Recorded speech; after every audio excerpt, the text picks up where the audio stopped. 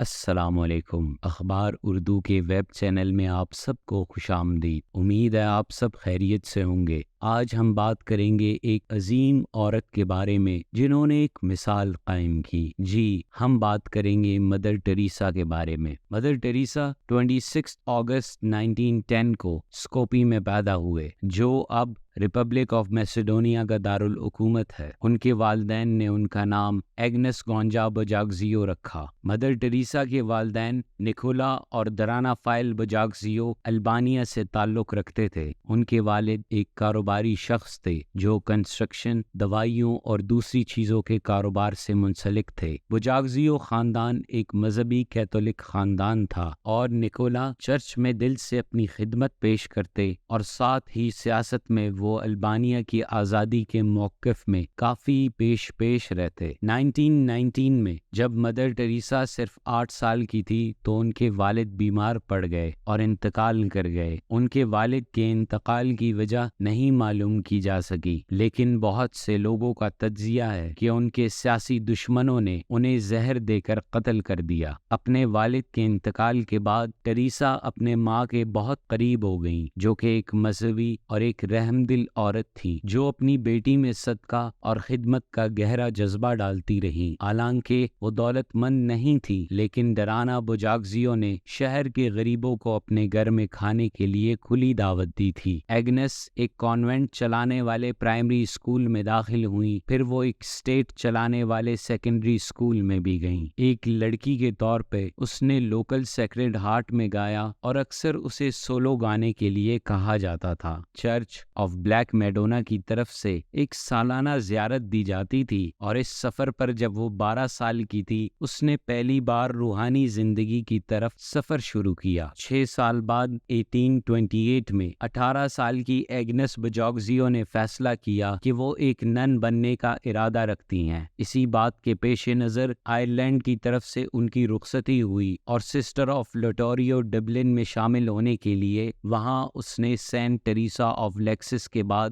Sister میری Teresa کا نام چنا۔ مئی 1931 میں انہوں نے اپنے پہلے وعدے کا عہد کیا۔ بعد میں انہیں کلکتہ بھیجا گیا، جہاں انہیں Saint Mary's High School of Girls میں تعلیم دینے کا منصب دیا گیا، جو لوٹوریو سسٹر چلاتی تھی اور شہر کے غریب بنگالی خاتون لڑکیوں کو تعلیم دینے کے لیے اپنے آپ کو وقف کر گئی تھی۔ سسٹر ٹریسا جیسے ہی جغرافی اور ہسٹری سکھاتی تھی، ویسے ہی بنگالی اور ہندی دونوں زبانوں میں بھی مہارت حاصل کرنے لگیں اور لڑکیوں کی غریبی کو تعلیم کے ذریعے درست کرنے کے لیے اپنے آپ کو وقف کر دیا۔ 24 مئی 1937 کو انہوں نے اپنی زندگی کے لیے غریبی پاک دامنی کو چنا۔ لوٹیرس نن کے لیے روایتی طور پر انہوں نے اپنے آپ کے لیے مدر کا لقب اپنایا اور اس طرح مدر ٹریسا کے نام سے مشہور ہو گئیں۔ مدر ٹریسا نے سینٹ میریز میں تعلیم دینا جاری رکھا اور 1944 میں انہوں نے اسکول کے پرنسپل ہونے کا درجہ حاصل کیا۔ اپنی مہربانی، سخاوت اور اپنی شاگردوں کی تعلیم کے لیے بے مطلب توجہ کے ذریعے انہوں نے اسے زندگی کی طرف رہنمائی دینے کا ذریعہ بنایا۔ 10 سپٹمبر 1946 کو مدر ٹریسا نے اپنی دوسری کمپین کال ود ان دی کال کا آغاز کیا، جو ان کی زندگی کو ہمیشہ کے لیے تبدیل کر گئی۔ انہوں نے کلکتہ سے ہمالیہ تک کا سفر کیا اور یہاں انہوں نے تعلیمی میدان چھوڑ کر کلکتہ کے غریب اور بیمار لوگوں کی مدد کرنا شروع کر دی۔ مدر ٹریسا نے اس کمپین کو شہر کے دوسرے غریب لوگوں کے لیے بھی کھولا۔ انہوں نے کھلی ہوا میں اسکول شروع کیے اور ایک پرانی اور ٹوٹ پھوٹ کا شکار حویلی میں ایک گھر قائم کیا جہاں بیمار اور لاچار لوگ رہتے تھے۔ انہوں نے شہر کے سرکار کو اپنے مقصد کے لیے ڈونیٹ کرنے کے لیے راضی کیا۔ اکتوبر 1950 میں انہوں نے ایک نئی جماعت مشنریز آف چیریٹی کے لیے قانونی ریکگنیشن حاصل کی، جو انہوں نے صرف کچھ ہی افراد کے ساتھ ہی شروع کی تھی۔ جب ان کی جماعت میں اضافہ ہونے لگا تو بھارت اور دنیا بھر سے ڈونیشنز آنے لگے اور مدر ٹریسا کی خدمت خدمتی ادارے شاندار طرح سے بڑھتے رہے۔ 1950 سے 1960 کے دوران انہوں نے ایک یتیم خانہ،